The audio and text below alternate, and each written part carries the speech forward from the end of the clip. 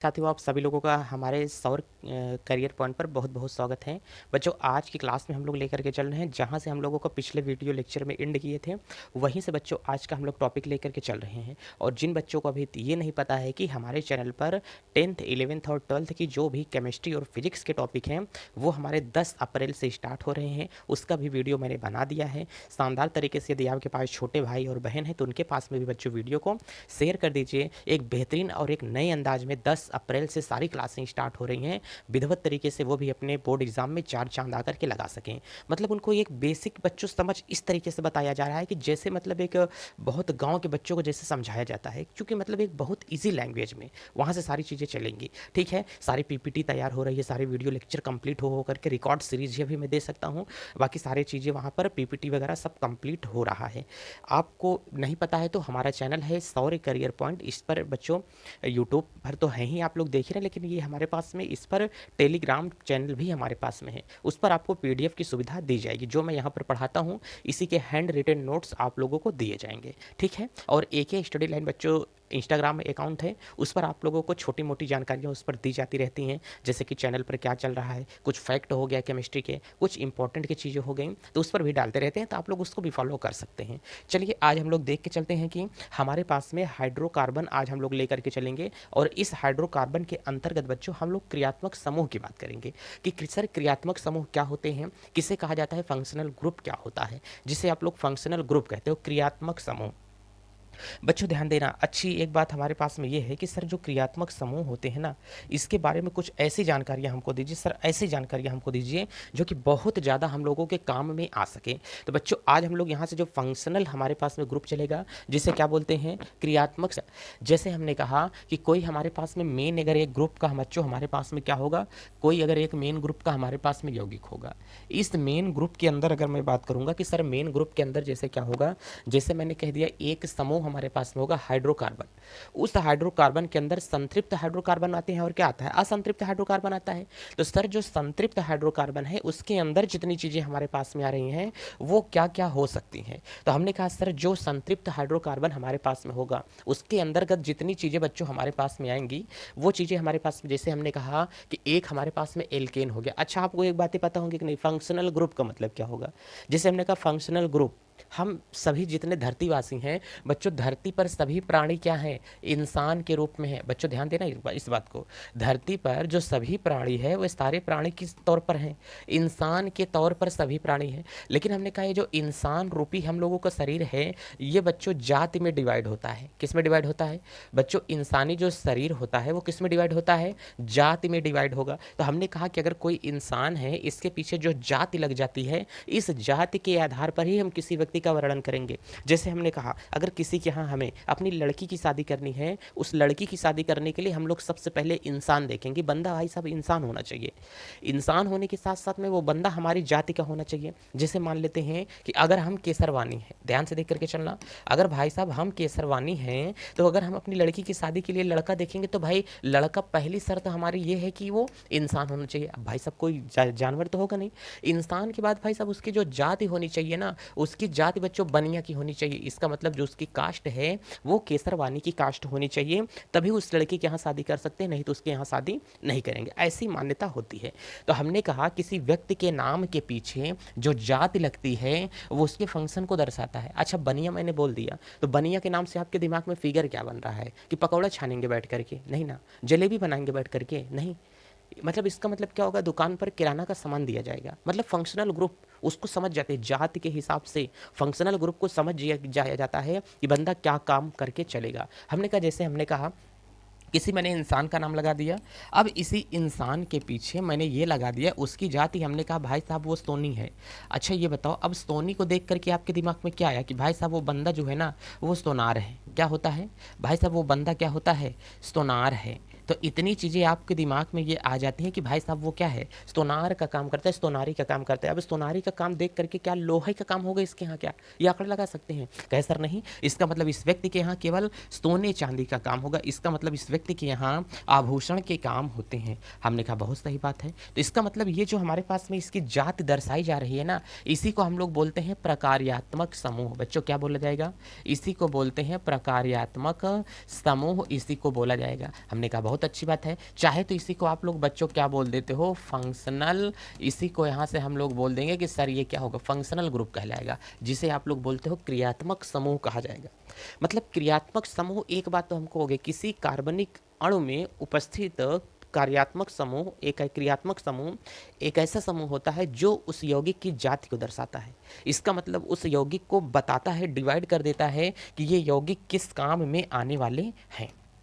चलिए, जैसे हमने कह दिया कि सर क्रियात्मक समूह हमारे पास में उसी तरीके से होता है जैसे किसी व्यक्ति की क्या होती है, जाति होती है। अब हमको आप लोग ये बताओ, किसी व्यक्ति की जाति, इसका मतलब क्रियात्मक समूह का नाम अगर हम लोग देख के चलेंगे तो इसका मतलब बच्चों एक प्रकार की क्या होता है, जाति बताने वाला। बच्चों ध्यान से देख लेना, जाति बताने वाला होता है। किसका मतलब होता है, कार्यात्मक समूह का मतलब, क्रियात्मक समूह का मतलब। कार्यात्मक समूह बोलो, क्रियात्मक समूह बोलो, या तो प्रकार्यात्मक समूह बोलो, सारी बातें एक ही होती हैं। इसे बोलते हैं, इसका मतलब बच्चों ये किसको व्यक्त करता है, ये फंक्शन को बताता है। इंग्लिश आप लोग पढ़ते हो तो फंक्शन फंक्शन देखते हो ना, फंक्शन का मतलब क्या होगा, ये कार्य क्या करेगा, किस कार्य के लिए इसका इस्तेमाल किया जा रहा है, ये फंक्शन को बताता है। जैसे मैंने एक एग्जाम्पल अगर आपको दे देता हूं तो बच्चों एग्जाम्पल मैंने आपको ये दे दिया। हमने कहा कि एक व्यक्ति हमारे पास में है, इस व्यक्ति का नाम क्या होगा, रोहित होगा। अब हमने कहा कि रोहित जो है वो क्या होगा, केसरवानी होता है। अब बताओ, जो रोहित है वो केसरवानी है, तो केसरवानी जो है इसकी जाति को दर्शा रहा है कि जो केसरवानी होती है वो किसका काम करता है, बनिया का काम करेगा। इसका मतलब ये बेचने का काम कर रहा है, ये एक प्रकार का क्या है, दुकानदार है। इसकी जाति का हमें बोध हो गया। हमने कहा नहीं सर, उस रोहित की हम बात नहीं कर रहे हैं, मैं उस रोहित की बात कर रहा हूं जिसके पापा सब्जी लगाते हैं। हमने कहा रोहित मौर्य की मैं बात कर रहा हूं।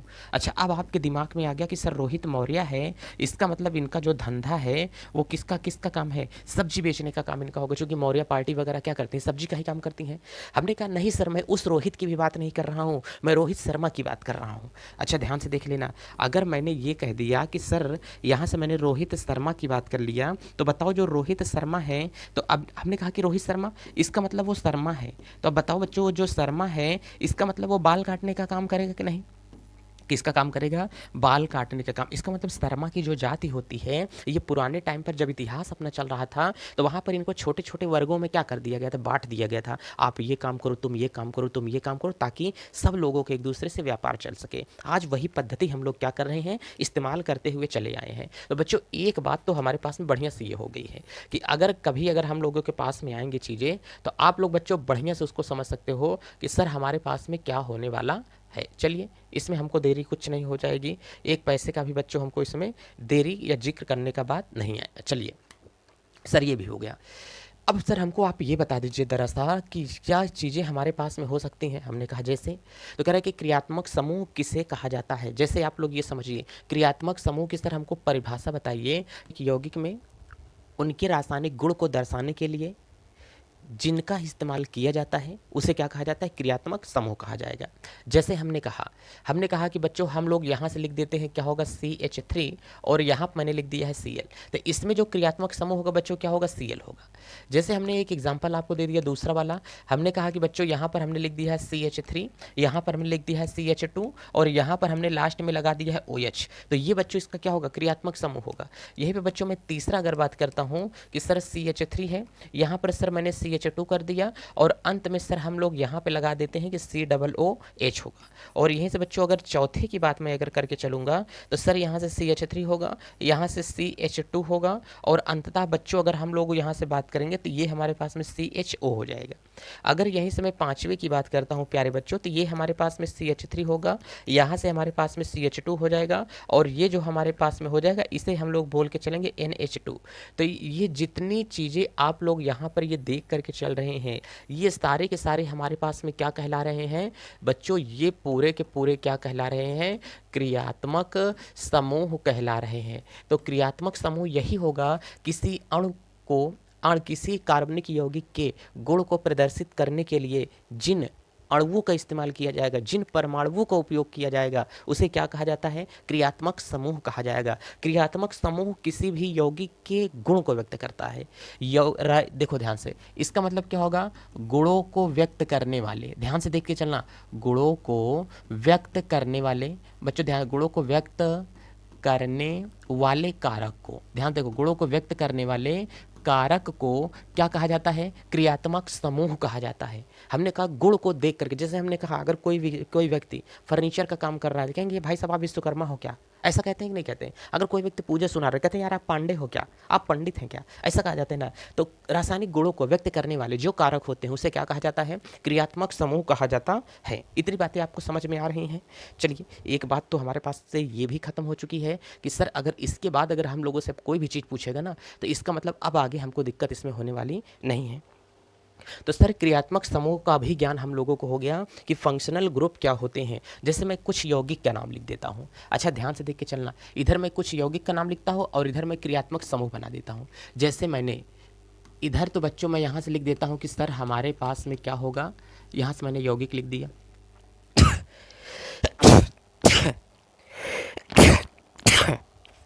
चलिए थोड़ा सा इसको हम मिटाना देंगे, मिटाने के बाद में बच्चों फिर से हम लोग लिख के चलेंगे कि जो हमारे पास में इधर मैं यहाँ से क्या करता हूँ प्यारे बच्चों, यौगिक लिख करके चलता हूँ कि सर ये जो हमारे पास में यहाँ पे आएगा ना, इसे हम लोग क्या करेंगे, इसे हम लोग यौगिक बोलेंगे।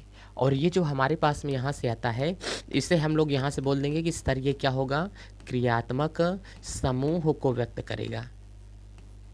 चलिए, एक को तो मैंने यौगिक बोल दिया और दूसरे को हम लोग यहाँ से क्या बोल देते हैं सर, क्रियात्मक समूह बोल देते हैं। ठीक है, ताकि आप लोगों को भी बढ़िया से समझ में आ जाए कि यौगिक होगा और क्या होगा, क्रियात्मक समूह दोनों में होते हैं। चलिए अब सर अगर अच्छे से हम लोग समझ करके चलेंगे कि यौगिक होता है और यहीं से क्या होगा, क्रियात्मक समूह क्या होगा, तो इसमें आप लोगों को बहुत अच्छी अच्छी जानकारियाँ मिल जाएंगी कि यौगिक और क्रियात्मक समूह में क्या अंतर होते हैं। चलिए पहला बात बच्चों अगर हम लोग देख करके चलेंगे कि सर हमारे पास में यहाँ से क्या हो जाएगा, तो हमने कह दिया कि भाई साहब हम लोग यहाँ से ले लेते हैं कि यौगिक का नाम मैंने लिखा, हमने कहा CH3, यहाँ पर मैंने कर दिया Cl, यहाँ पर मैंने कर दिया कि CH3, इसमें मैंने कर दिया कि NH2, यहाँ पर मैंने कर दिया कि CH3, यहाँ पर मैंने कर दिया कि NO2, यहाँ पर बच्चों हमने कहा कि CH3 और यहाँ पर मैंने कर देते हैं कि हमारे पास में अगर यहाँ से मैं कुछ करके चलूँगा तो ये जो यौगिक आ जाएगा CHO हो जाएगा। अगर मैंने यहाँ से कर दिया यौगिक CH3, यहाँ पर होगा COOH कर देता हूँ। अगर मैंने यहाँ से जो यौगिक कर दिया CH3, यहाँ से O और इधर मैं कर दूंगा कि CH3, तो ये यौगिक हमारे किसको दर्शा देते हैं, इसमें कौन कौन से ग्रुप लगे बच्चों, ये ध्यान से देख करके चलो। ये जो है हमारे पास में फंक्शनल ग्रुप है, क्या होगा, इसका फंक्शनल ग्रुप होता है। अब इस यौगिक को देख करके तुम ये नहीं बता सकते हो कि कौन सा इसमें फंक्शनल ग्रुप किस लिए लगा है, लेकिन हमने कहा पढ़ने के बाद में आपको ये जानकारी हो जाएगी कि कौन सा यौगिक किसके लिए है। कभी कभी हम लोगों को देखो केमिस्ट्री तो पढ़ रहे हैं, लेकिन थोड़ी बहुत दवा की नॉलेज मैं यहाँ से आपको समझा करके चलूँगा। अब देखो ध्यान से, अगर ये वाला यौगिक हमारे पास में है, इसमें क्या लगा है, कह रहे हैं कि सर इसमें क्रियात्मक समूह Cl है, इसमें जो ये लगा है इसमें सर क्रियात्मक समूह NH क्या है, 2 है, इसमें जो लगा हुआ है सर इसमें क्रियात्मक समूह NO क्या है, 2 है, इसमें जो लगा है सर क्रियात्मक समूह CHO है, इसमें जो लगा है सर क्रियात्मक समूह COO क्या है, H है, इसमें जो लगा है जो क्रियात्मक समूह है बच्चों इसे हम लोग बोल करके चलेंगे, वो क्रियात्मक समूह हमारे पास में क्या होगा, O सिंगल बॉन्ड O है। इसका मतलब ये कौन सा यौगिक हमारे पास में दर्शाते हैं, ये कौन से यौगिक हमारे पास में है। तो इसमें बच्चों क्रियात्मक समूह का हमको नाम लिखना है कि कौन से क्रियात्मक समूह हैं, कौन से क्रियात्मक समूह नहीं है। थोड़ा छींक ज़्यादा आ रही है, जुकाम।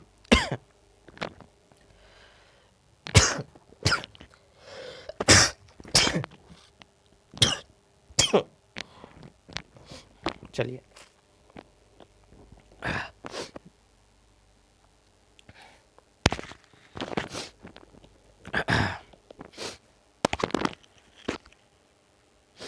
चलिए एक बात तो हमको समझ में आ गई है, सर ये कौन से क्रियात्मक समूह हमारे पास में हो सकते हैं और कौन से सर ये क्रियात्मक समूह आपस में क्या हैं, नहीं होते हैं। अगर यही बात आप बहुत अच्छे तरीके से हमको बता देंगे ना, तब यहाँ से हम लोगों को विधिवत तरीके से सारी चीज़ें समझ में आ जाएंगी सर कि यहाँ से क्या क्या चीज़ें हो रही हैं। ध्यान देना बच्चों, अब यहाँ से क्या होगा हमारे पास में कि सर इसमें जो भी चीज़ें हैं ये तो सर क्रियात्मक समूह है। अगर ध्यान से देख करके चलोगे तो इसे बच्चों हम लोग बोलते हैं हैलोजन बोलते हैं। इसे क्या बोल करके चलते हैं बच्चों, ये जो होगा हैलोजन होगा। बच्चों अगर हम लोग इसे बोल करके चलेंगे ना तो ये वाला जो होता है सर एमीन होता है। ये वाला अगर बच्चों इसे हम लोग बोल करके चलेंगे ना तो बच्चों ये जो होता है नाइट्रो समूह होगा।